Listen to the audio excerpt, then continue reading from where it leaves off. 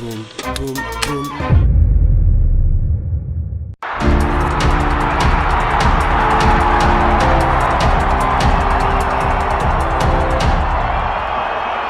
Bonjour à tous, aujourd'hui émission exceptionnelle, invité exceptionnel, Philippe Pujol. Salut Philippe. Salut.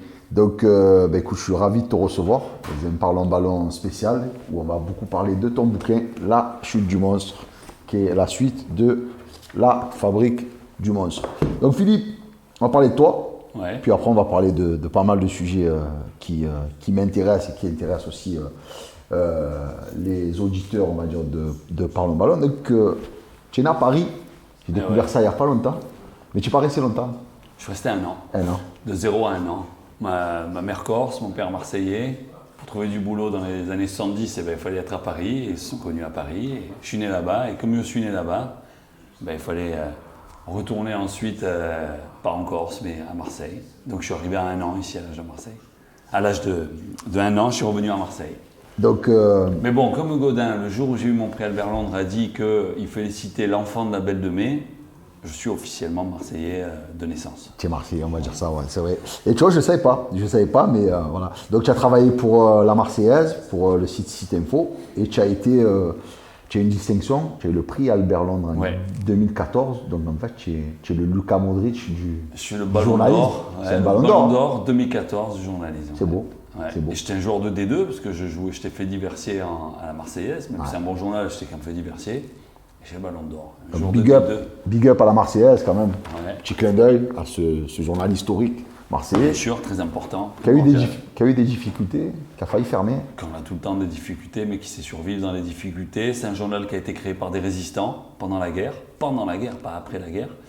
Et donc c'est un journal qui s'est résisté, qui continue à résister. Et comme les groupes de résistants, quand ils allaient disparaître, ils se recroquevillaient sur eux-mêmes jusqu'à ce que ça aille mieux et ils ressortaient au beau jour, ils font pareil. Sorti des perles quand même, la Marseillaise. Il y a eu toi, il y a eu Pape Diouf, il y a eu... Il y a eu Boucher. Ouais. Le président. Ouais, j'en dirais moins de bien, lui. Non, mais en attendant, il est président de l'OM à la fin quand même. Hein. Maire de Tours maintenant, en plus. Et voilà, quand même, drôle de parcours. Hein. Ouais. Oui, il y a eu Panzani, il y a eu quelques Alex, noms. Alex Panzani, Ils sont sortis de la Marseillaise. Ouais. Donc, tu as passé ta jeunesse à Marseille. Tes parents se sont installés en 77. Tu t'es une tronche un peu à l'école, hein, puisque tu as eu une maîtrise de biologie. Une tronche, je ne dirais pas, j'ai triplé ma licence. Hein. Ouais, mais j'ai doublé le bac, enfin ça va, j'y suis allé doucement quand même. Mais que si je me mettais à travailler, j'avais mes examens, sans problème. L'enjeu, c'est de bosser, quoi, c'est tout. Ouais. J'étais un étudiant qui aimait bien être étudiant. Ouais, j'aurais pu faire étudiant longtemps. Et oui, après, j'ai des diplômes. Ouais. Donc, tu as eu un master de journalisme scientifique, donc à l'école de journalisme de communication. Intelligence économique, sciences et santé, mention journalisme scientifique, ça claque. Hein. Sartec.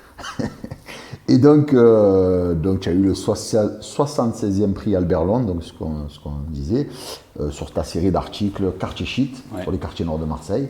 Après, tu as quitté la Marseillaise, et puis tu as publié notamment Mon cousin le fasciste, consacré à ton cousin d'extrême droite, Ivan Benedetti. C'est particulier quand même d'écrire sur son cousin, alors que toi on le sait, tu n'as pas du tout ces... Non, moi je suis... Toi tu es à l'opposé. Moi je suis pas à l'opposé complet, je suis pas la même extrême gauche qu'il est à l'extrême droite. Hein. Ouais, non. On est loin, mais moi je sors d'un journal de gauche, quoi. Hein. Voilà. Donc je suis plutôt étiqueté à gauche, à juste titre. Après, je ne suis pas non plus un soviète. Hein. Mais pourquoi ? Parce qu'à ce moment-là, il fallait le faire. Parce que, et pour lui et pour moi, il fallait un moment que ça se sache. Lui, c'est une célébrité dans son domaine et je le devenais dans le mien. Quoi. Ouais, comme faut quoi, pas laisser faire les autres. Voilà, comme quoi on peut être cousin. Donc tu as eu pas mal de récompenses. Tu as eu le 3e prix Varenne en 2010 pour un article sur les Roms. Tu as eu le prix Varenne donc pour French Déconnexion, prix Albert Londres, donc on l'a dit en 2014. Alors tu as eu mention spéciale ASBU du prix Med 2018 pour le documentaire Marseille, ils ont tué mon fils. Sur des mères marseillaises qui ont perdu leur enfant dans des règlements de compte, qui racontent l'après, et comment c'est venu et comment surtout on vit très difficilement avec ça après. Alors, on va passer bientôt à la télé d'ailleurs à nouveau sur LCI. Ouais, mais je l'ai vu. Vendredi 23 si je... Il y a eu Baya qui joue dedans, qu'on embrasse, Baya, bisous à toi. Il y a Solberwag, il y a des femmes courageuses. Extrêmement courageuses. Quand je l'ai vu ce reportage et quand je vois cette dame que je ne connais pas prendre des agglos et travailler, ça m'a... Elle travaille toujours aujourd'hui. Ça m'a fendu le cœur. Elle travaille toujours. Maintenant, elle s'occupe de personnes âgées. Donc c'est moins dur. Enfin, c'est moins dur, je ne suis même pas sûr. Mais en tout cas, elle bosse. Mais c'est dur de voir une maman quand même faire de la maçonnerie. Eh ben, elle se était lever. contente, ça l'a resocialisée, ça l'a remis dedans. Ça l'a premier contrat de sa vie à 52 ans. Jusque-là, elle avait fait que du black, elle avait fait que de la bricole, quoi. Première fois qu'elle en s'est dit, 52 ans. Pour elle, c'est une fierté incroyable. Elle était sur le chantier du fort Entrecasteaux, elle avait la plus belle vue de Marseille.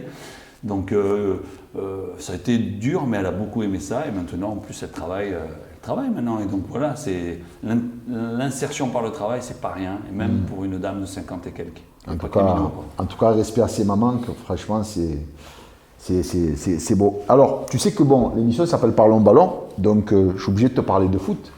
Je sais que tu aimes le ballon en plus. Je tiens la route. Alors, moi, je voulais avoir ton avis sur la vente du stade Vélodrome. Alors, j'ai lu dernièrement dans la Province que, tu vas me dire ce que tu en penses, si ces chiffres sont réels ou pas, ça coûterait aux contribuables marseillais 12 millions d'euros par an jusqu'en 2045. Alors, est-ce que tu confirmes ces chiffres? Non, pour moi, c'est fantomas, ça. Non, les chiffres, ils sont déjà parlants. Ça coûte déjà des millions d'euros, puisque à la fin du crédit, ça sera 1 milliard d'euros. Donc, si tu mets ça sur 30 ans, je ne suis pas capable de faire le calcul, même si j'ai des diplômes. Mais donc, ça fait un paquet de millions d'euros. Donc, après, si on dit que ça coûterait de l'argent une fois qu'on l'a vendu, est-ce que c'est comme ça qu'on doit penser? 12 millions d'euros, c'est énorme quand même. Oui, ça te semble énorme. Pour une ville comme Marseille, non?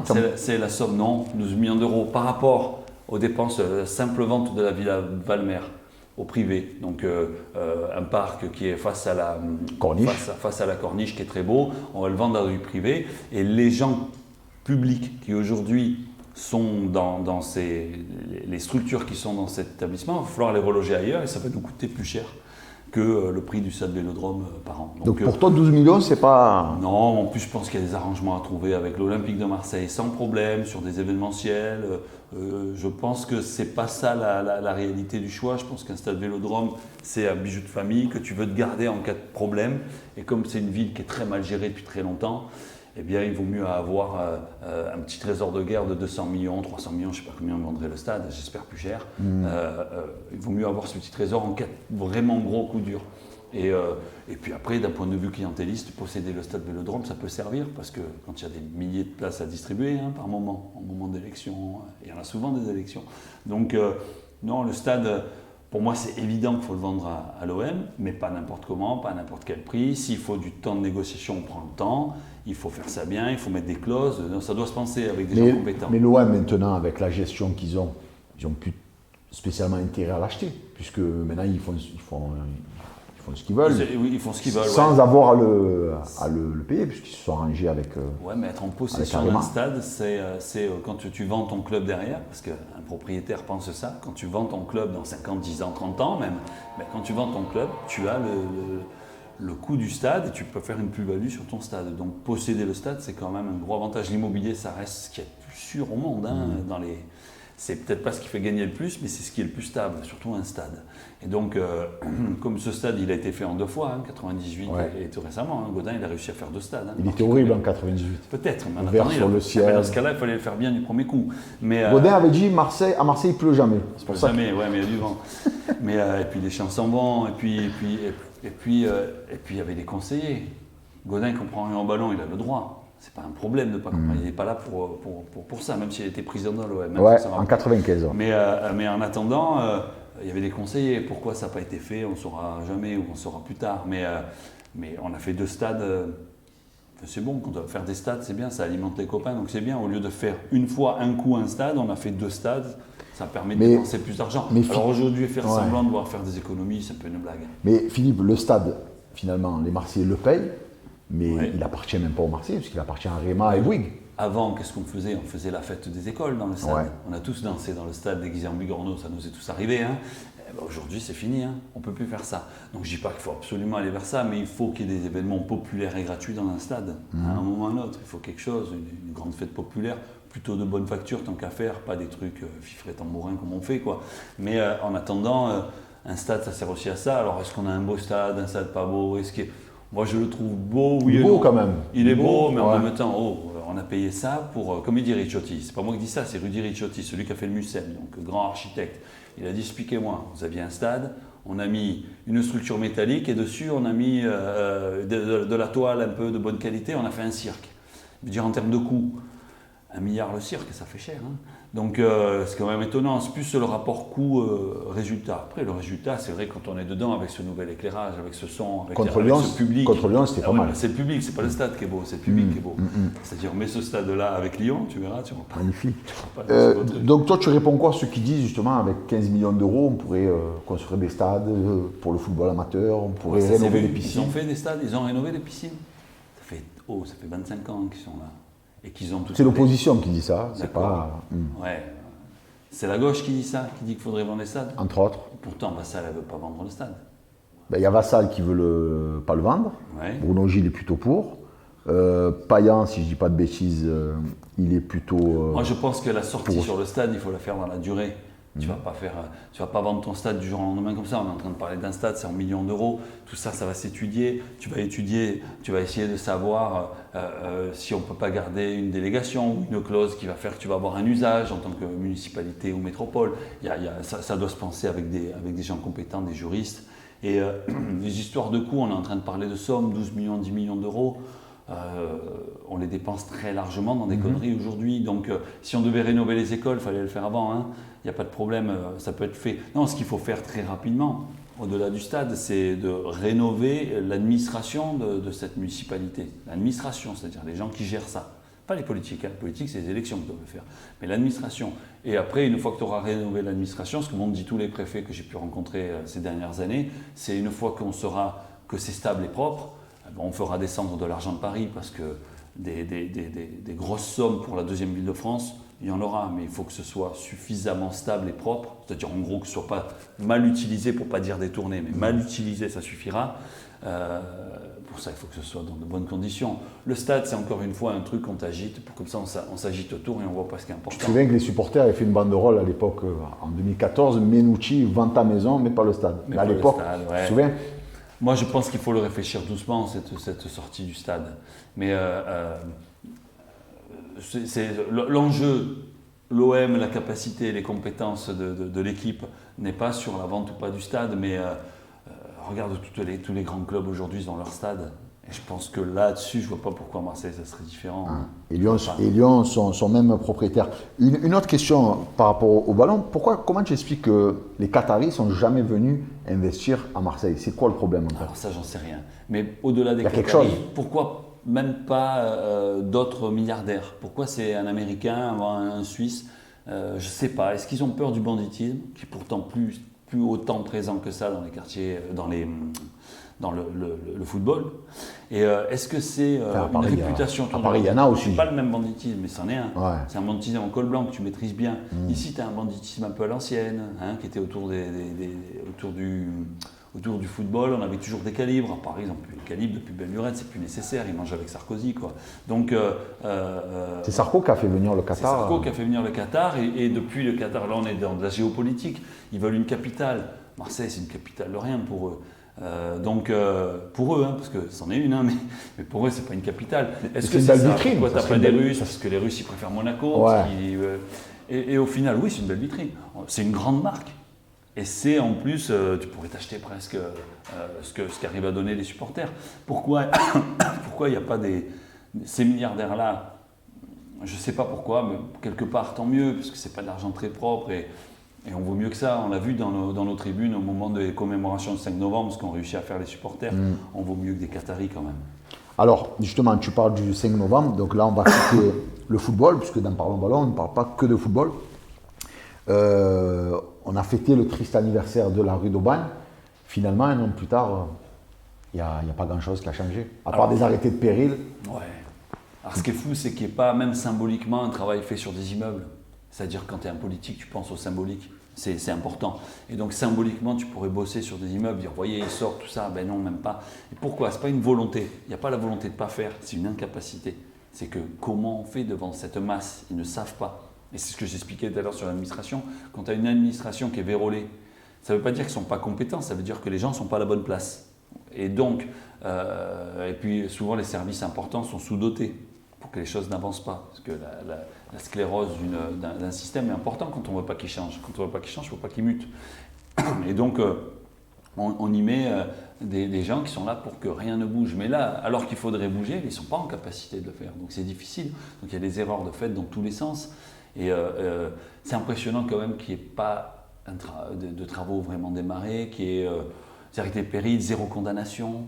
Ça c'est incroyable, 0 condamnation. Mais là, tu as dû voir qu'il y a un gars, qui est un marchand de sommeil qui a été condamné. Et en plus, c'est un drôle de marchand de sommeil. C'est un type qui fait c'était pas du Airbnb, c'était du il a pris du ferme. Et donc en gros, bah oui, mais enfin le gars, l'immeuble est en arrêté de péril, il le met sur Booking et les gars vont sur le Booking. Et ils vont finir par faire des commentaires, et la police l'attrape et en effet, il peut aller directement en détention. Je crois que c'est la moindre des choses.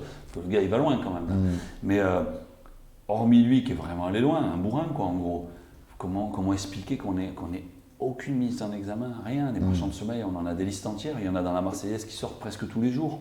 Donc, alors justement, par rapport à ça, on va parler du maire, Jean-Claude Gaudin. Donc au début, il a eu des propos quand même assez étranges. Il a dit à un élu PCA, tu pas sous les décombres. Ouais, il n'a pas mesuré ce qui se passait. Il a mis la faute sur l'appui. Il continue, hein, topographie aujourd'hui. Dernièrement, il a dit que la crise de la rue d'Aubagne a été résorbée. C'est hallucinant. Il n'y a pas quelqu'un à un moment qui lui dit... Non, parce qu'ils pensent tous comme lui autour de lui. Alors, ce que j'arrive pas à savoir, c'est quelle est la part de déni réel et de déni névrotique.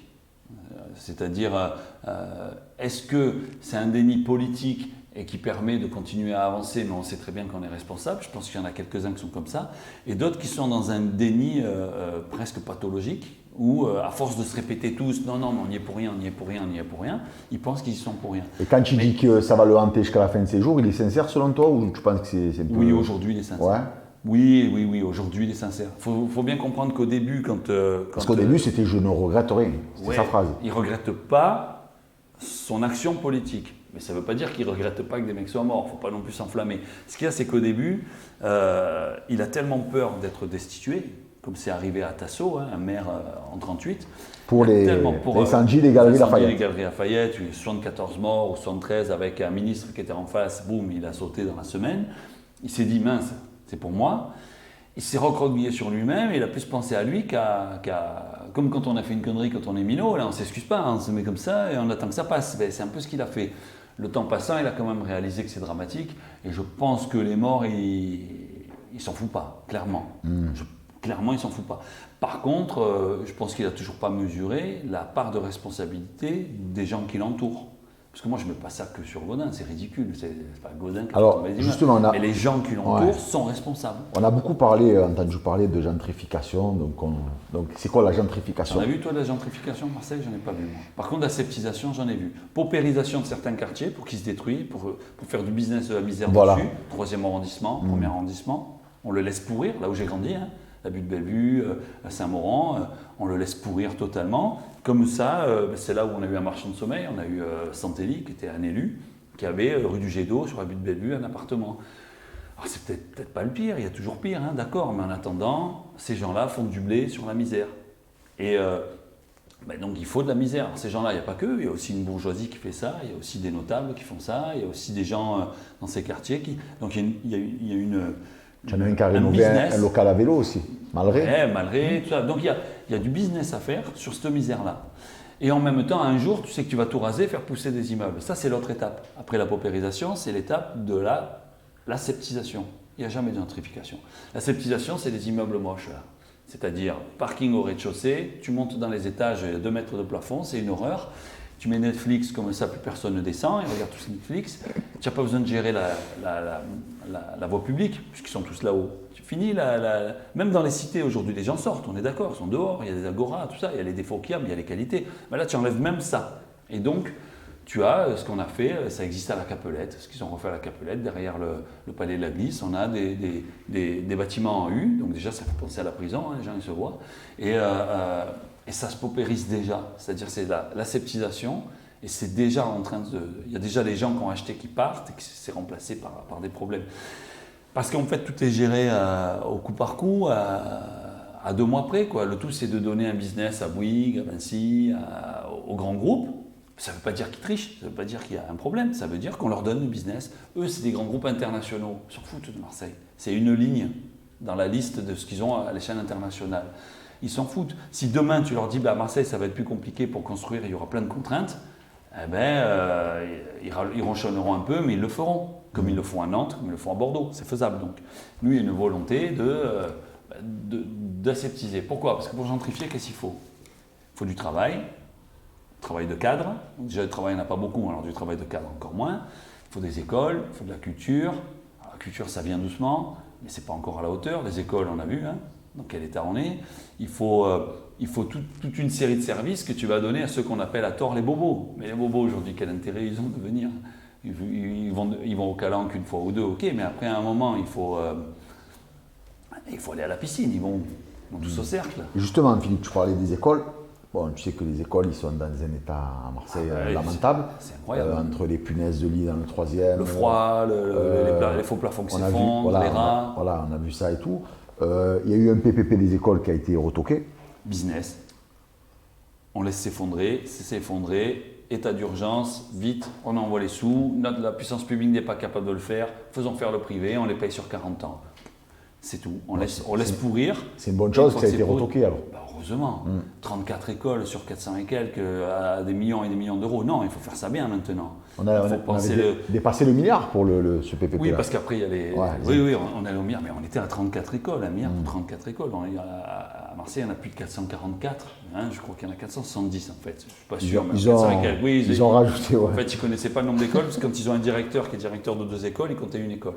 Ils ne sont même pas capables de gérer le nombre d'écoles qu'ils ont. C'est incroyable. Et donc, sur les écoles, voilà, en gros, prochaine élection, les écoles, il n'est pas compliqué à faire comment ça s'appelle, le programme pour les prochaines élections. C'est le bâti, hein, l'immobilier, mais le ancien. Il y a tout un travail à faire, plein de propositions à faire. Les écoles. Et ensuite, l'urbanisme, quoi. Et enfin, la formation et l'éducation. C'est pas compliqué, hein. Tout ce en quoi on est totalement à la rue. Avec Philippe, on ne s'ennuie pas. On a beaucoup de choses à dire. On se retrouve dans quelques instants pour la deuxième partie de Parlons Ballon, spécial aujourd'hui avec Philippe Pujol, qui est là. Donc, je rappelle, La chute du monstre, aux éditions Seuil, Marseille, année 0. Un livre qui fait déjà un carton, puisque mon ami Liachoula qui a voulu l'acheter, il n'en a pas trouvé. Alors, ceux qui veulent se le procurer, Philippe, comment ils doivent faire, vu qu'il est en rupture? Dans les librairies, ils les commandent. Ils commandent dans les librairies, hein, pas dans les gros trucs où après il y a des livreurs sous-payés qui le font. Non. Ah, c'est bien. On le fait dans les librairies. Il y en a quelques-unes à Marseille. Vous les commandez, ils arrivent pas longtemps après. Alors, mais le mien et ceux des autres aussi. C'est-à-dire à chaque fois qu'on prend un livre, on fait comme ça. Et il y a aussi La Fabrique du monstre, pour ceux qui ne l'ont pas lu, hein, à lire. C'est en fait le tome 1 de celui-là. Voilà. Pour avoir lu celui-là, et voilà, c'est comme Le Seigneur des Anneaux. Pour avoir vu le 2, il faut voir le. Alors, il y a le Mordor aussi. Il y a quelque chose que je voulais te parler, donc qui je sais te laisse pas insensible, c'est ça. Voilà. Tu sais que la famille, les amis se battent depuis 1995. Ouais, Soli Mbaye, par exemple. Voilà, Soli qu'on embrasse. Chaque année, il y a une commémoration. Pourquoi Gaudin il a toujours refusé? Comment expliquer ça? Est-ce que c'est pour pas vexer l'électorat du Front National ou c'est une autre raison? Non, je pense pas à ça. Je pense qu'il n'a pas besoin de faire ça pour pas. Non, je pense que c'est pour pas donner une victoire à un associatif et à une cause c'est qu'il est têtu en fait. Pourtant, il y a eu le petit Nicolas qui a été assassiné, qui est marseillais, comme Ibrahim Ali. C'est dramatique de la même manière. Et qui a eu un quart de rue. Et ça, vraiment, c'est quelque chose qui est étonnant, quoi. Et si on revient sur le 5 novembre, pourquoi les familles n'ont jamais été reçues aussi? Normalement, tu les reçois. Ça, c'est un mystère. Alors, ça laisse penser qu'il y a un mépris de classe. Moi, je pense mépris de classe, je ne pense pas racisme. Hein. Je pense vraiment mépris de classe. Pour moi, on est plus dans un problème de classe sociale que de. Autant rue d'Aubagne, on peut comprendre qu'il a sa responsabilité. Là, il n'est pas responsable. Non, il n'est pas responsable. C'est un coup de fusil. Enfin, c'est un type qui. Ça lui coûte quoi de. Qui va abattre un chanteur. Mais ça ne s'explique pas vraiment. J'arrive pas à l'expliquer. Pas par racisme, ça, j'y crois pas. Par mépris de classe, très probablement. Et en même temps, parce qu'il est têtu et qu'il se dit si je craque maintenant, c'est une forme de faiblesse. Mais c'est tout à son honneur. En plus, tu rajoutes en dessous Egalad, tu mets Ibrahim Ali, c'est pas compliqué, il en sort grandi, au contraire. C'est pas compliqué en plus, parce qu'on a un paquet de noms de rue qui ne mériteraient pas d'être nommés comme ça à Marseille. Franchement, l'avenue Ibrahim Ali, de toute façon, elle existe dans le cœur des Marseillais. Si elle n'existe pas sur sur le plan, mais je pense qu'un maire va le faire après. Tant pis, il ne sera pas Gaudin, c'est dommage. Mais j'espère. En tout cas, on a reçu des candidats potentiels, dont Jean-Pierre Agresti, que je connais très bien, Ouais. qui lui a dit qu'il le ferait. Bruno Gilles a dit qu'il le ferait. C'est évident. Voilà, donc, Je ne comprends pas, en fait. et puis, il y a aussi tous ces élus, comme Samia Ghali, Henri Gibrael, qui se battent depuis le début pour que la venue des Égalades s'appelle aussi Brahim Ali. Puisque même, on va dire administrativement, tu le rajoutes en bas, Mais ça coûte rien. ça coûte que dalle. Ça hein. coûte rien. Symboliquement, la symbolique c'est important. On le voit, de toute façon, la symbolique elle est tout le temps mise en avant donc, par cette municipalité et les autres, et ils ont raison. Donc là, de ne pas le nommer, c'est un symbole fort en fait. De ne pas accepter ça, c'est un symbole fort et assez incompréhensible. Moi, je ne comprends pas tout. Hein. J'ai beau écrire des livres, je ne comprends pas toute la personnalité de Gaudin ça reste quand même, et de son entourage. Je ne suis même pas sûr que ce soit Gaudin qui refuse, c'est plus quelqu'un dans l'entourage pour une raison purement stratégique. À un moment donné, on lâche quelque chose à l'associatif, on lâche quelque chose à des gens qui ne sont pas avec nous. C'est très, très. C'est aussi simple que ça. Alors, on va parler de ces élections municipales. C'est le bordel, Philippe. C'est un bol, hein.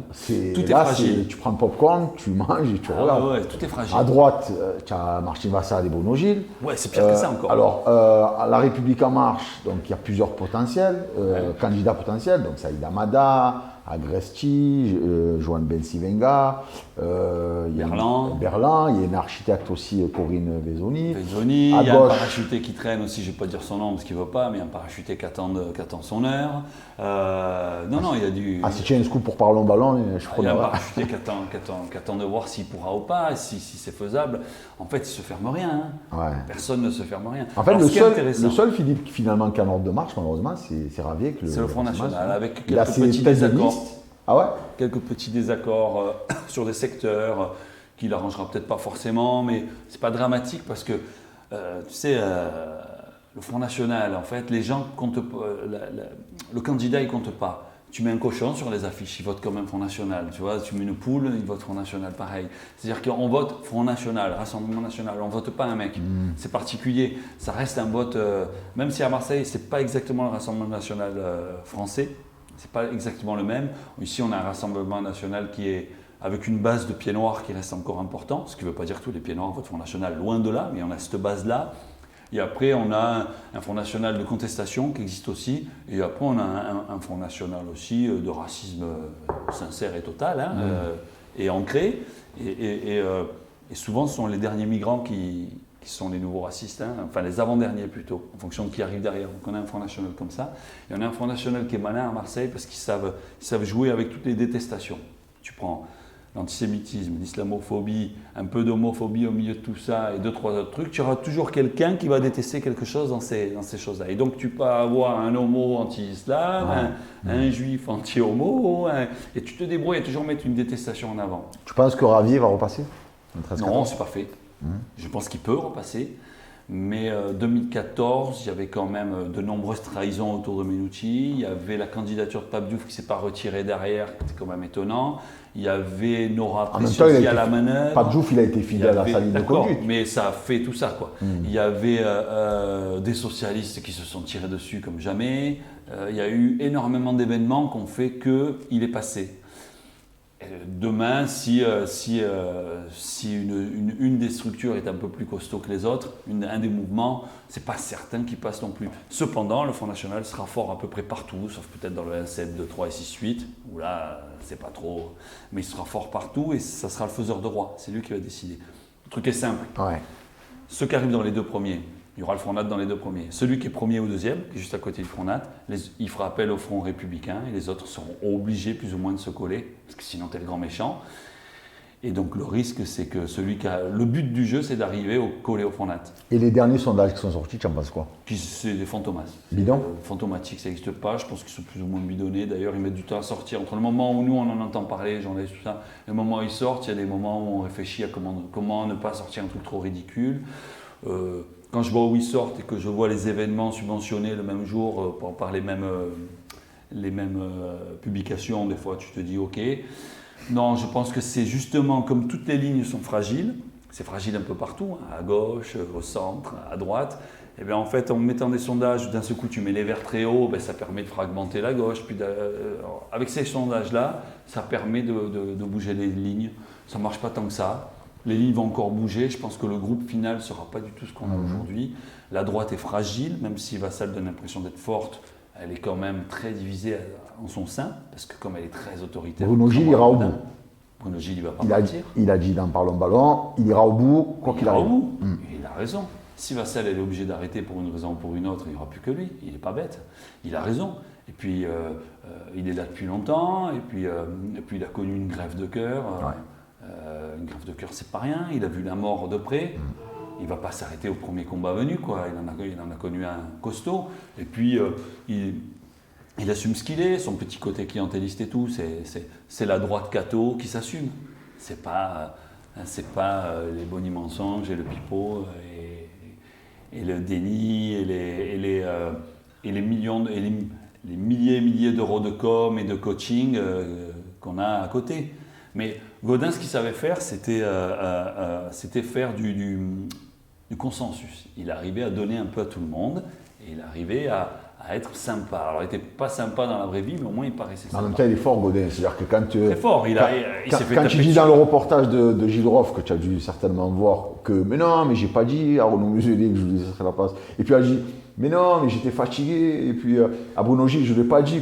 Tu dis, le mec, quand même, c'est... Non, mais bon, ça marche plus trop, hein, ces trucs-là. Hein. Ça fait un petit peu, des fois, on se dit, bon, quand même, ça marche plus trop, ça a marché longtemps. Mais après, il s'est fait broyer par de fer pendant des décennies.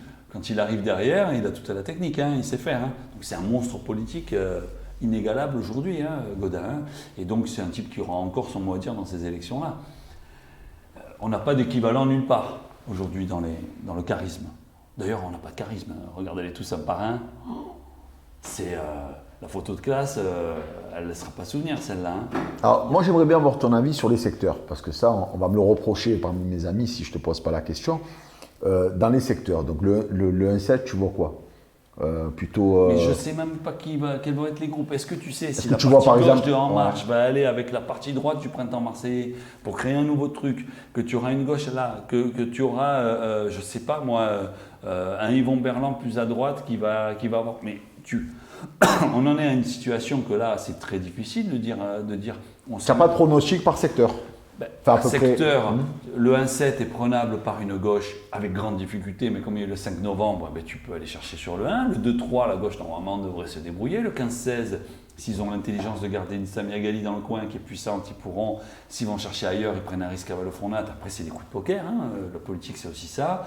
13-14, tout est jouable. Alors là, tu peux finir des quadrangulaires. 9-10, tu peux avoir une quadrangulaire parce que tout le monde se déteste en même temps, sur un même secteur. 11-12, à la rigueur, il est peu disputé celui-là. Il y a Robert Assand quand même. Assand qui peut un peu foutre la merde là-dedans. Si tu as une gauche ou un En Marche intelligent, ça peut, on va voir. Et 6-8, bon, c'est plus ou moins plié, quoique Morène, il a réussi à perdre le 6-8. Donc il a réussi à perdre le député là-bas, donc ils peuvent perdre aussi. Hein. Apparemment, Annette Placide dans le 6-8. Annette Placide. Qui se murmure. Mais elle ne serait pas avec Vassal, Annette Placide. Non, parce que c'est pas des copines. Hein. Donc, peut-être que tu vas diviser là-dedans, que tu rajoutes un En Marche là-dedans qui redivise, peut-être que tu vas te retrouver avec un improbable de gauche. Je ne sais même pas si la gauche s'appellera gauche. Je pense que ça s'appellera Mouvement, ça portera un nom, ce ne sera plus le Printemps Marseillais, ça portera un autre nom.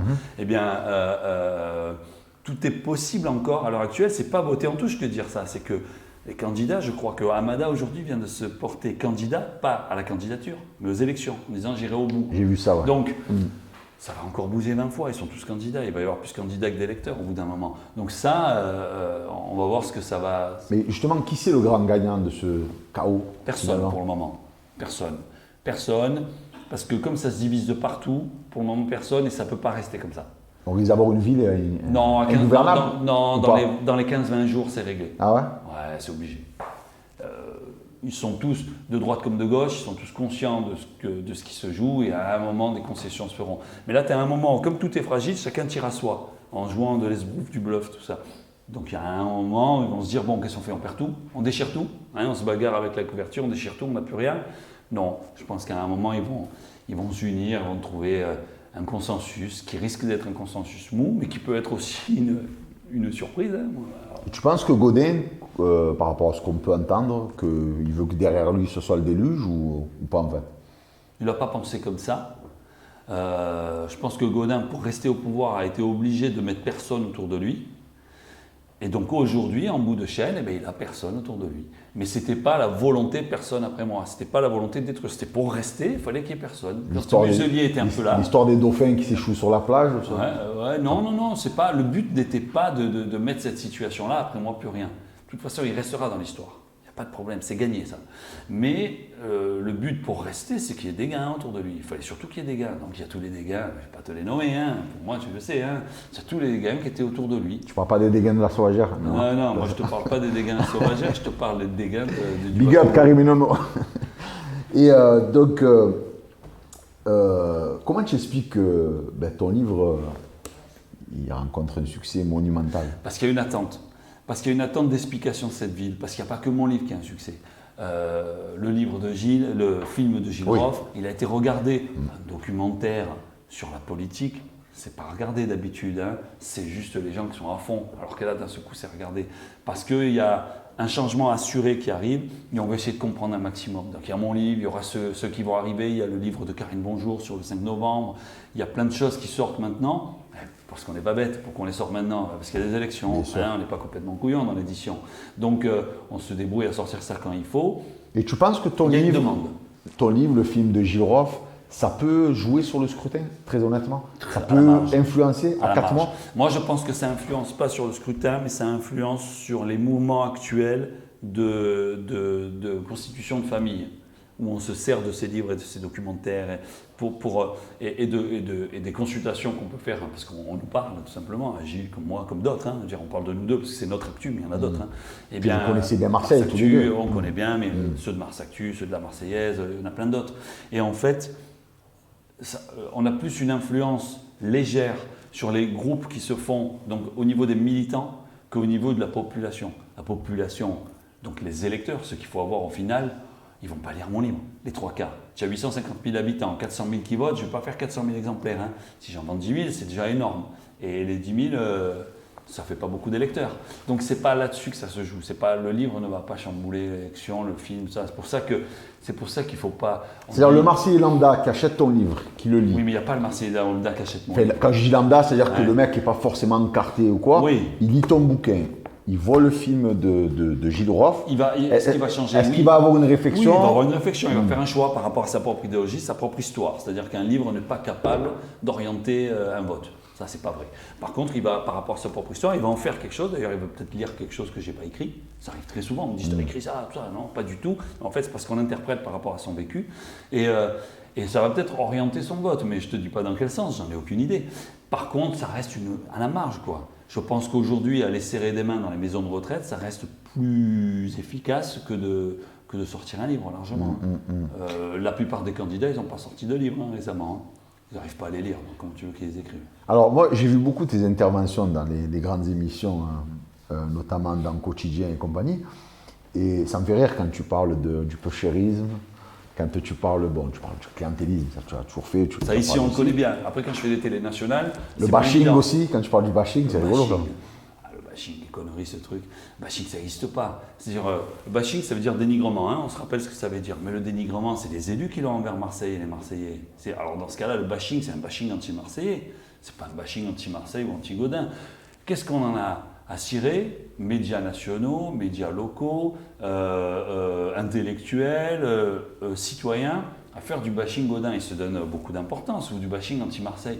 Mais qu'est-ce qu'on en a à cirer de faire du bashing anti-Morène?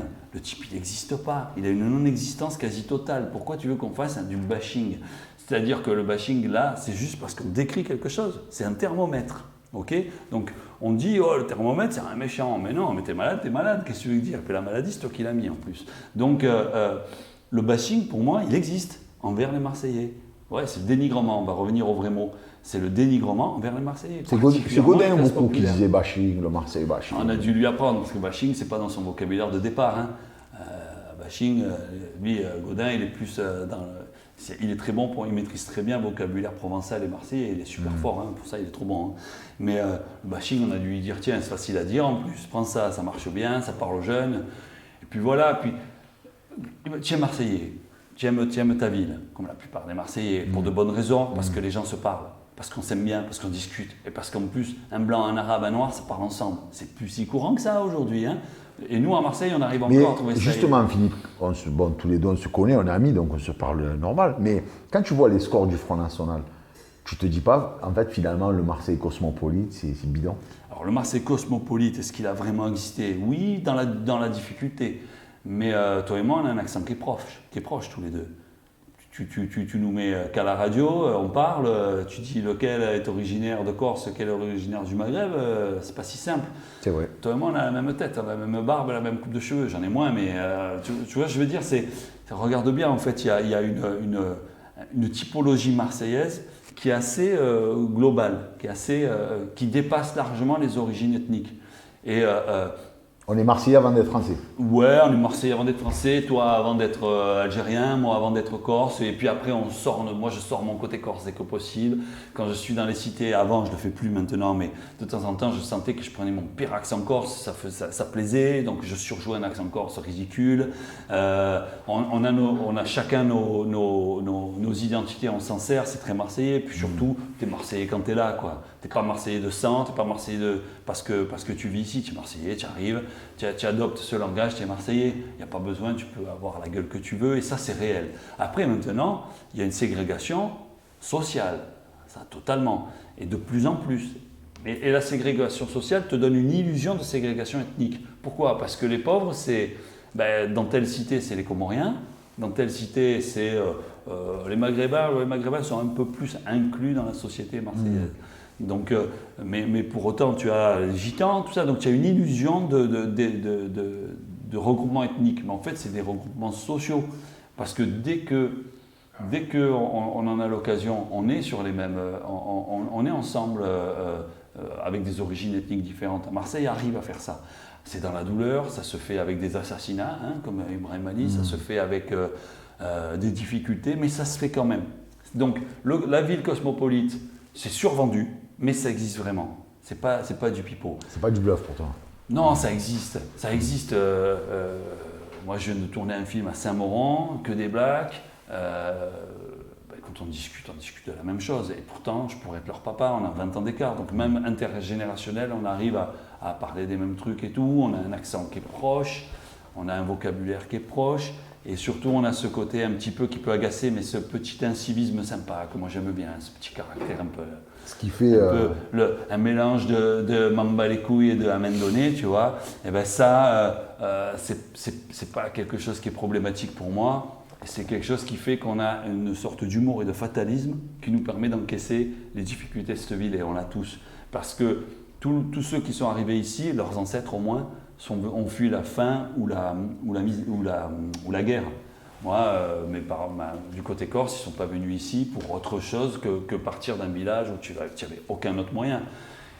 Donc après, tu as ceux qui ont fui Franco, tu as ceux qui ont fui Mussolini. Enfin voilà, l'histoire ici, c'est les Arméniens qui ont fui des génocides. Enfin, ce qui nous réunit ici, c'est des galères ailleurs. Donc on n'est pas des sensibles ici à Marseille. On se retrouve tous on n'est pas sensibles.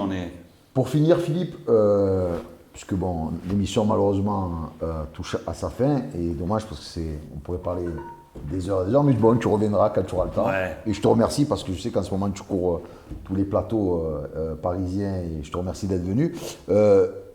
Rapidement, pourquoi à Marseille le ballon il a une importance qu'il n'a pas ailleurs? On est dans une ville anglaise ici pour ça, avec une ville qui était ouvrière, qui a gardé, alors qui n'est plus ouvrière, mais qui a gardé des caractéristiques et topographiques, c'est-à-dire sur la carte, et des caractéristiques chez les gens du monde ouvrier, c'est-à-dire se retrouver autour d'un événement. Le football, c'est évident, c'est moi qui joue au rugby. J'ai joué toujours au rugby, moi. J'ai fait du foot en amateur à 2 balles, quoi, hein, mais mon sport, c'est le rugby.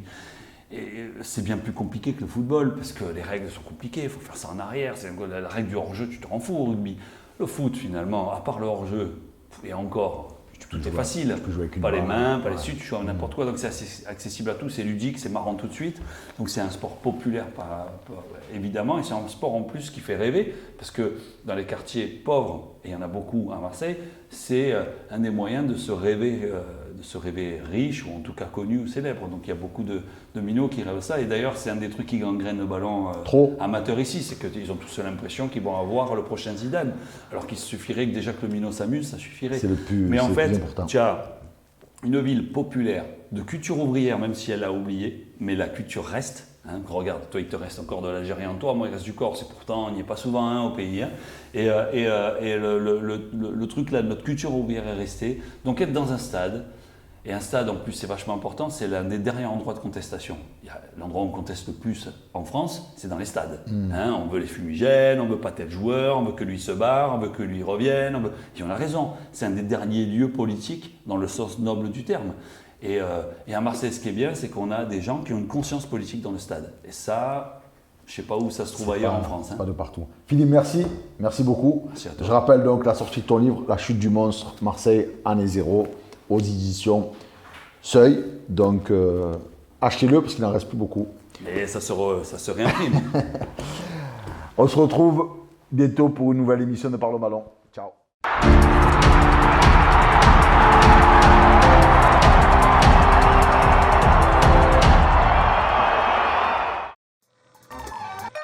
Boom, boom.